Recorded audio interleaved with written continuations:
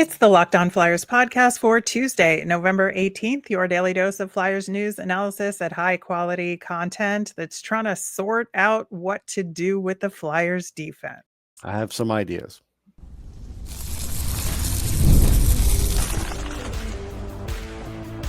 You're Locked On Flyers, your daily podcast on the Philadelphia Flyers. Part of the Locked On Podcast Network, your team every day. Hello and welcome to Locked On Flyers, part of the Locked On Podcast Network, now the #1 sports podcast network. I am Rachel Donner. I've been podcasting about the Flyers, the NHL, and hockey for a decade, and I'm here with prospect expert and Flyers credentialed reporter for 20 years, Russ Cohen. Today's episode is brought to you by FanDuel. Download the FanDuel app now by visiting FanDuel.com. You can win $300 in bonus bets if that first $5 bet wins. To keep up with our latest episodes and Flyers news, you can find us at Locked On Flyers on Instagram, Threads, Blue Sky, and Twitter. And, we were talking yesterday about the Flyers blue line as it related to the road back-to-back games that the Flyers had and some of the struggles that the Flyers had defensively. And, as Rick Tocchet said after the game against the Stars, the Flyers had been getting backed in to the zone. They were working on some, tight area play in practice yesterday as well as part of that. Rasmus Ristolainen was doing a rehab skate, so this could affect this conversation. It was a maintenance day for Cam York, which, given everything, I think was a good thing. He's been very much overutilized, I think, and could have used the day off, so glad to see that. Oliver Bonk was at practice as well in a non-contact jersey, so that could mean he's getting closer to returning. Now, it is Phantoms Tuesday. We'll get into what's going on there as well later in the show, where Bonk is most likely going to be heading as part of this. But Russ, you brought up some of Nick Seeler's struggles yesterday. And so how that kind of upsets the apple cart of these pairings because of what it kind of does to that pairing with Drysdale, who does suffer defensively sometimes. And if you look at all the Flyers pairings there, that is a pairing that has the second highest shots against per 60 so far this season. Yeah, I look at it like this. I feel like we're not the biggest Noah Juleson fans, but at some point you could see Nick Seeler's failing. Why aren't you going to try and see what he can do on the second pairing? That seems like a non-starter. I do it. I'm just doing it for a game. Let me see what happens. If nothing else, it'll give Seeler a little bit of a breather. I would try that. I think that would be the first thing I would try, but they haven't even tried it. Yeah, it is a real dilemma here because the Sanheim-York pairing is your top pairing, and you really can't mess with that because you need a strong pairing like that where both of them have some offensive talent, but are also responsible defensively, right? And you need that top pairing to go up against your toughest competition out there. So then it kind of puts you into this box of the bottom four. They usually talk about your top 40, but I think with the Flyers, you're talking more about the bottom four, right? As this kind of mix and match situation there. And we had talked about Emil Andre kind of locking in, getting a job. Well, what is that job right now, given everything? I don't know, because I do think there's a possibility here to bring Adam Yenning back into this conversation, because to this moment of our conversation here, they have yet to decide what to do with him and Egor Zamula. And Zamula is more hit or miss. So, we've talked about, let's just put him through waivers. We'll see what happens. Right. Because they're not using it. Right. But Adam Yenning is a defenseman that has the defensive skill that Rick Tocchet has been talking about them seeming to be lacking at the very moment, right? Yeah. He's really good defensively. He's good at board battles. He can get the puck out of zone. He's not a take the puck up the ice offensive guy at all, but he can certainly get the puck out of the zone for you. He can. Again, he's probably reluctant in doing it because he doesn't have a lot of experience. Because I think Rick Tocchet has proven that guys with not a lot of experience, he doesn't have a ton of time for. Yeah, I think that is certainly part of it. And the one thing that I will say is Andre and Yenning do have a significant amount of experience playing They together, do. from the Phantoms. And whether or not that could translate to the NHL level at this point, I think is an open question. I'm certainly not convinced of Yeah, that, we don't know. but I'm certainly convinced that it's worth maybe giving it a try as your third pairing, right? Yeah, they definitely could have tried it.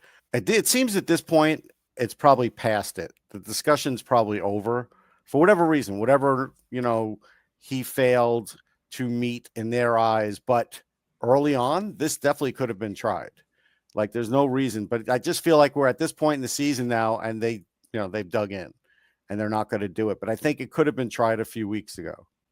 Yeah, if you do that as your third pairing, and then let's say you have Juleson and Drysdale Mhm.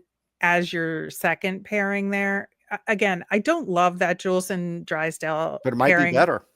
from what they've given up, like goals against per 60, Mhm.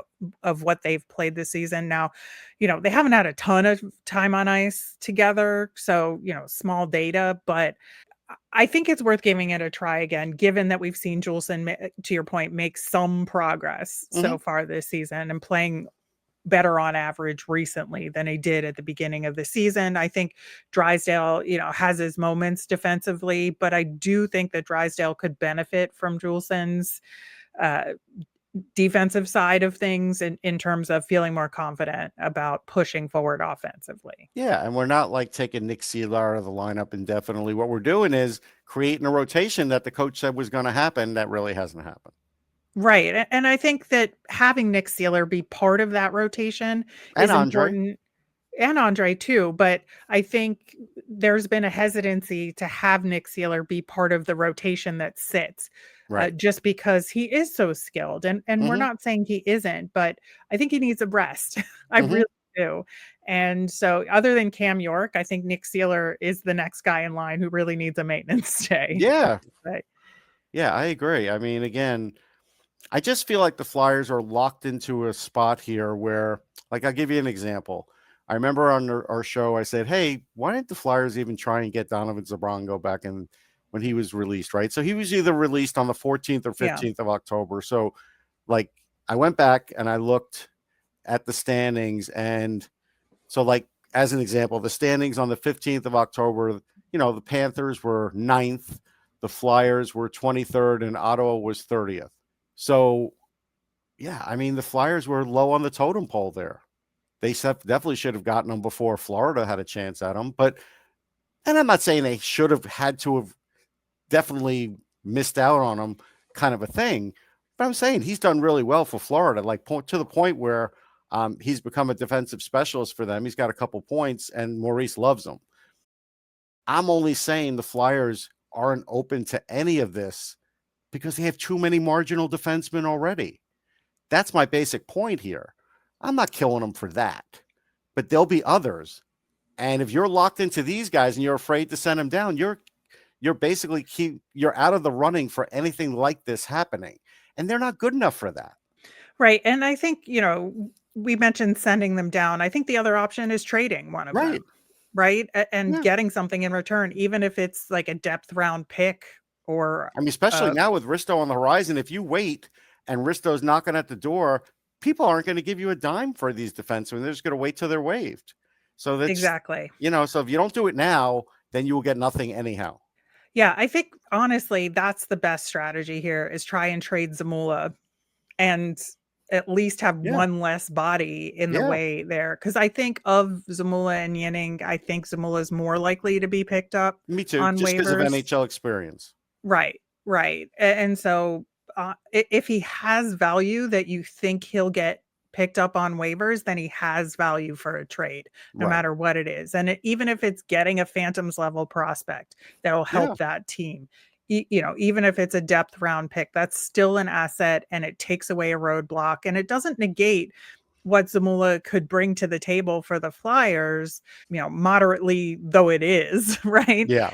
I just think that there's too many bodies here with not enough skill, and Right. there has to be a break in the dam here. Yeah, and you have to be proactive about it. You can't just keep waiting for Risto to come back, because you could wait, and then all of a sudden it's like, hey, you know what? He's had a setback. And so what have you done with your time? Right. And Right. even if he does have a setback, it doesn't hurt you to get rid of either Yenning or Zamula. It No, just doesn't, because you no. have the other one there, right? Right. Who can step up. And I just think that, and there'll be opportunities to maybe get somebody else at the Mhm. trade deadline, Yeah. right? If that's what you're looking Somebody to might do. call you and say, hey, we don't have room for this guy anymore. You guys interested? And it might need a little bit of salary and whatever, and they should be interested. Early in Right. the year, I know Danny was looking, but again, I don't feel like they're looking in all places. I think they're looking in the easy places. And that's Yeah. because I think there's a conversation to be had with Rick Tocchet that he probably doesn't want to have right now. Yeah, it just feels like we're at this stalemate here. Yeah. And with the specific defensive issues that the Flyers are having right now, like something's got to give. And so I think, we've presented some options here, like we said, including adding Sealer to the rotation of defensemen that sit, in terms of trading Zamula, in terms of putting either Zamula or Yenning through waivers just to end the roadblock, in terms of putting Andre and Yenning out there together as a third pairing because they do have experience together. These are all options on the table, Yeah. other than just practice and hope they get better. Yeah, I think Rick Tockett's installed a good system here that has Yeah. kind of covered up some of the foibles that they have. Because I know fans are like, like if you listen to a national broadcast, like, hey, the Flyers defense is good. Well, I mean, they're keeping the score down, but it doesn't Right. mean they're necessarily good. And when they play the wrong team, then you see where it's not as good as you thought it was. Exactly. But who knows? Maybe Oliver Bonk will be around the corner for late in the season. Not suggesting now. No. Don't you worry, because he will probably go to the Phantoms, like I said. And Phantoms had a very interesting They week did. with some ups and downs and some, I think, real good learning experiences for these guys. And we are going to talk about that coming up next. The NBA is back, and there's no better place to get in on the action than FanDuel, the official sports betting partner of the NBA. Even if you missed the start of the game or want to ride the hot hand, FanDuel has live bets on everything from who'll score next to fourth quarter comebacks. Plus, you can even combine your live bets into a same-game parlay for a shot at a bigger payout. It keeps every game exciting, especially when your team's making that late push. Hey, the bottom of the rung in the NBA is exciting too. Brooklyn still only has one win. Go for them with the least amount of wins this year. Right now, FanDuel is giving new customers $300 in bonus bets when your first $5 bet wins. So head to FanDuel.com to sign up and play your game with FanDuel, the official sports betting partner of the NBA. Thanks for making Locked On Flyers your first listen today. And thanks for making Locked On the #1 sports podcast network. On tomorrow's show, we're going to do a gut check look at the Flyers who could be making their Olympic rosters based on four nations and some other factors, and see if we still think, they're on track to do so this time around. Plus, we're going to answer your mailbag questions, so make sure you get those in. You can email us at lockedonflyers@gmail.com, send us a message on any of our socials, or comment on our YouTube channel. Russ, the Lehigh Valley Phantoms had a win, a loss, and an overtime loss this week, and it A little was bit of their everything. little bit of everything. It was their first 3 games in a row weekend of this season. So it got them 3 of 6 points overall, which, isn't horrible, but it's not as good as they've been playing No. to this point. They kind of capped out at this 5-game win streak after the Friday game against Springfield. And they, or they're still in third in the Atlantic. As of now, they're fourth in points percentage. That dropped them a little bit there. And I think, there's a couple of things that were going on here. We got Carl Grundstrom back to the Phantoms after being sent down. Ethan Samson, as we mentioned yesterday, was activated, and he played just Saturday and Sunday. And he had a little bit of an unfortunate moment on Sunday, which led to that overtime loss. And that's why we want to talk about some of these guys and the learning curves here, because this is a great prospect development learning experience weekend, despite the losses, because that's what you got to do. You got to like take what you can from these games and move forward there, right? Yeah. And when I was watching, I really watched against Hershey, because that's the veteran kind of team that you want to see how these guys are going to do. You see Belpedio on Hershey, which is funny. Yeah. But you want to see how these guys do against those teams. And so I did. I watched a selected amount of shifts. And, for like, if we look at Denver Barkey, for the jump that he had on Saturday, they neutralized any of that on Sunday. And so I don't know if part of that's him. A lot of it's Hershey. I think it's a little bit of both.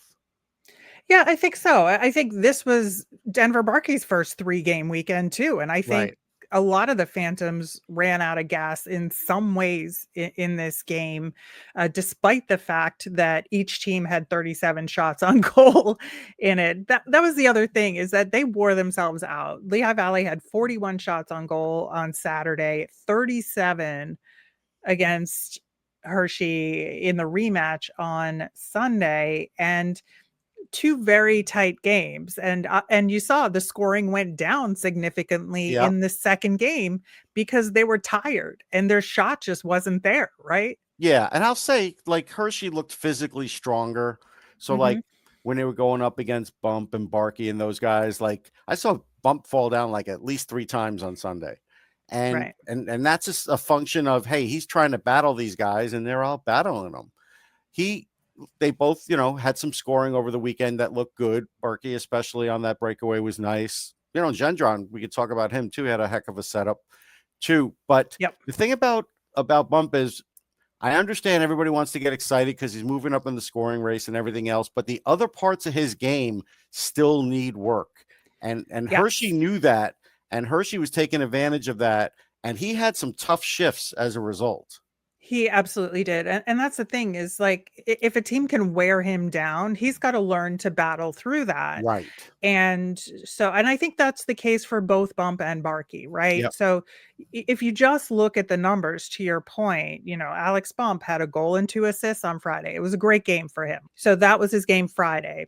Saturday, 2 assists, right? And then on Sunday, just 5 shots on goal, right? When you say they neutralized him.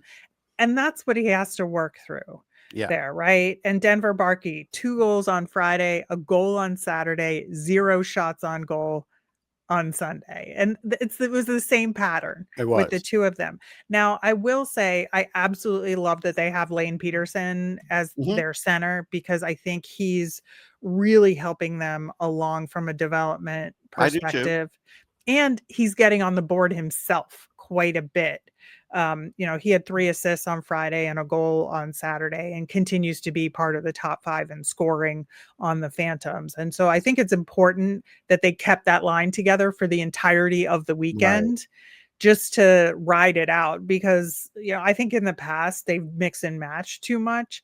And I feel like John Snowden is really sticking with some things that work a little bit longer. Even though you want to rotate guys in and out, like for instance, Anthony Richard didn't play on Sunday, right? Because they're just rotating guys in and out on a 3-game weekend like that. But I do really appreciate the depth of knowledge that you learn about Barkey and Alex Bump here, because you need to see what they can do in these tough weekends. Yeah, and I think like that was a good weekend to see it. And that's why I was like, I wanted to check in with them, kind of check these shifts, kind of see not just the goals, but like, a lot of other stuff. And this is when like a team like Hershey kind of knew what to do. Like, so if Hershey would have played, if this were the playoffs as an example, and Hershey was playing them in a 3-game series, they'd probably win 2 out of 3. But it's early in the season. Things can get better. And this is where I feel like because they have some younger players, the Phantoms will get better over time, but it's going to take a little while. Right. And you mentioned Aleksei Gendron, right, as kind of a side note to this. But, he is coming on really strong, kind of quietly, and isn't in the spotlight as much. And Nobody's I think talking that, about him. He's not right, sexy to right. talk about. I get So it. he had a really nice goal on Friday. He was the lone goal for the Phantoms on Sunday in that overtime loss. And I just think he's just so smart and gets Yeah. to the right parts of the ice when he needs to and creates chances for himself. Yeah, I think his speed is good for all leagues. Like, I think he could do that in the NHL, but I think like battling through to find space and stuff is where his battle is going to be, because you can see if there's some space, he's going to score. Right. Now, I think, where we're seeing some really strong signs from Bump and Barkey, despite the roadblocks that they may Yeah. face here and Gendron, I think where we're sort of lacking a little bit right now is Carson Duarte and Devin Kaplan. I think the two of them really do need to step it up, especially if Duarte wants the opportunity to be a fourth liner at the NHL. He has to cut the turnovers out a little bit. Yeah, he And was chasing it against Hershey. He was also on the ice on that shift where the game-winning goal happened, and right. yeah, he was already trying to go up the ice, and the puck went the other way. So, yeah, I felt like, his play could look sharper, crisper. Yeah, and then just Kaplan has struggled to make an impact, and Yeah, I he know started he off has, like gangbusters. Yeah. yeah, it's really unfortunate, I think. But, when you look at the scoring leaders for the Phantoms right now, Bump is number 1 on the list, and that's good, right? That's what we want to see. We just have to see the complete game come along with it. Right. Yeah, that's the key here. It's the complete game. I'm not going to get as excited about the points, because I always feel like the points will come at the AHL level, but if the complete game doesn't come around, those same points are not going to come at the NHL level. Yeah, we're going to talk about some other guys as well as the goaltending coming up next. Let's be real. Making excuses doesn't solve anything. We've heard them all before. It's just stress. I'm tired, or it happens to everyone sometimes. But when it comes to performance, sometimes your body just needs a little extra support, and that's where Rugiet comes in. Rugiet.com offers fast-acting, doctor-prescribed treatments for ED designed to help you stop making excuses and start making moves. Rugiet makes it easy to get started. You just connect with a board-certified doctor, 100% online, no awkward waiting rooms, no in-person appointments. If prescribed, your treatment shipped discreetly straight to your door. The process is fast, simple, and private, and it's all handled by real doctors. Visit Rugiet.com/LockedOnNHL to get 15% off your first order. That's Rugiet.com/LockedOnNHL. And don't forget to use our code LockedOnNHL so they know we sent you. Rugiet, stop making excuses and start making moves. All right. So, in the midst of recording this episode, the Flyers announced that they have traded Dennis Gilbert to the Ottawa Senators in exchange for Max Guenette from that organization.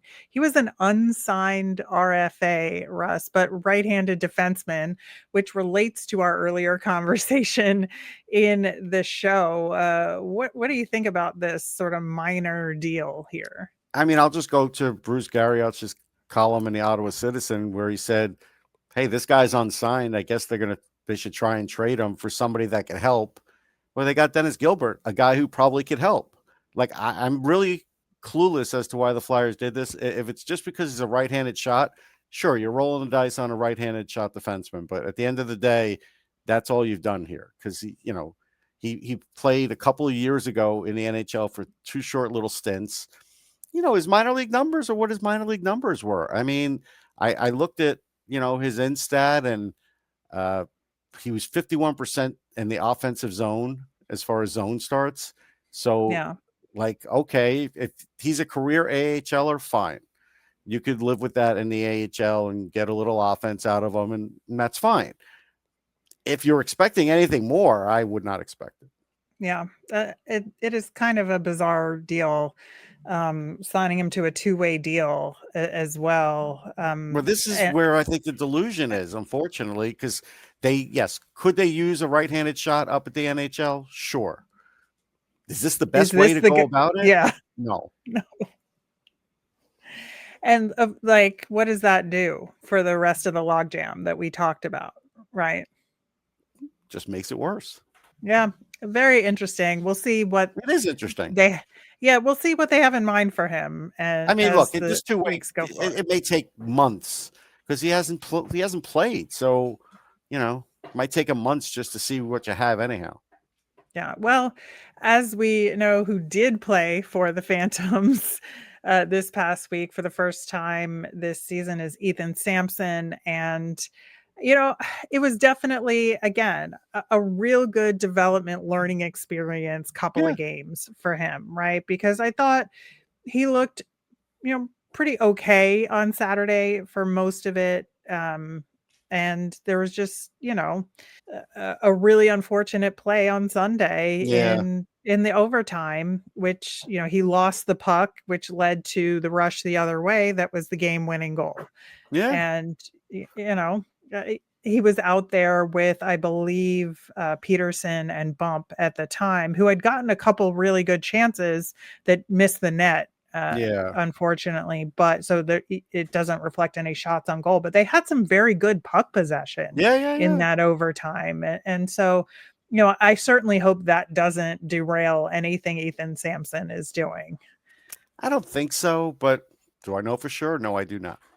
Yeah, they have him paired with Hunter McDonald at the moment, which I do think is the right guy to pair him with, just given McDonald is more of the defensive defenseman of the two, and it allows Ethan Samson to show what he can do offensively.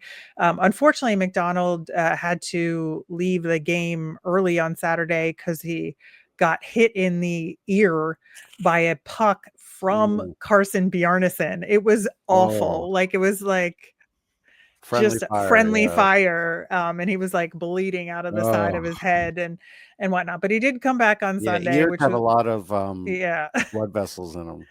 Yeah.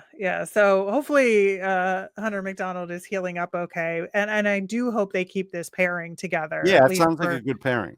For a little bit of time forward, because I also really like this Ty Murchison Christian Kyrou pairing, because I think that's Christian Kyrou is playing great for the Phantoms right now and contributing quite a bit on the scoreboard as well as defensively here, and having him be sort of the mentor for Ty Murchison is good for Murchison's development. Definitely not going to hurt him. Yeah. So that's what's going on the blue line. Now, other than, hurting his teammate, Carson Bjarnason, I think despite what the scoreboard looked like with it being 4-3 and with that, game-winning goal from Hershey with under 20 seconds left in the game, I don't think you can put it on him. I think both Kolosov and Bjarnason kept the Phantoms in all 3 games this week. No, I think that's fair. It's interesting. We'll see what happens. I think Bjarnason's going on his developmental track. I don't think there's any real big worries there. Right. It'll be interesting to see with Kolosov at some point if they call him up again and hold on to the 3 and start sitting Sam Ersson a little bit. That could happen. Now, if that happens, I do worry a little bit about what happens because, Peretz is not like the greatest guy to fill in if you're looking to have a big AHL season. You can't really expect Bjarnason to be the guy. So if that happens, it is going to kind of turn Lehigh upside down a little bit. Yeah, I think so, because again, both of them are playing very well in net and they're doing their job. And I think that's what's been contributing to a large degree to the success that the Phantoms have had thus far this season. And, I think Kolosov in particular is really, I think, taken a step forward. And I feel like we've seen enough games from him at this point to say it's not an aberration. This is a pattern of really good play in net. And I would say especially, again, despite the overtime loss on Sunday, facing 37 shots on goal in game 3 of a 3-game weekend, when you played Friday night at this level, it is a really strong performance despite the outcome. Yeah, no question. Again, I just kind of wonder, based on the way the Flyers seem to be skittish about sending guys through waivers, they're not going to try and send Urson through. So I could see all three of them being there and Kolosov shuttling back and forth a little bit at some point.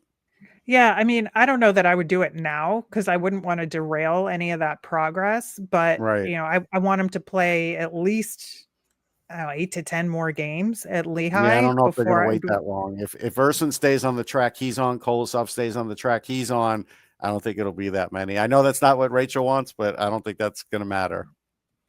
Well, I think that will be part of the discussion we have tomorrow about Sam Ersson and if he's ready to be on Team Sweden, despite, his excellent play last year at Four Nations. We're going to talk about him and some of the other guys on that show. The Phantoms do have another 3-game week this week, but it's a Wednesday, Friday, Saturday schedule. So I think that'll be a little bit easier for them. They face Rochester on Wednesday, and then they are at Providence on Friday, at Hartford on Saturday. I'm gonna put a big giant star next to that game at Providence on Friday because they are a tough opponent this year.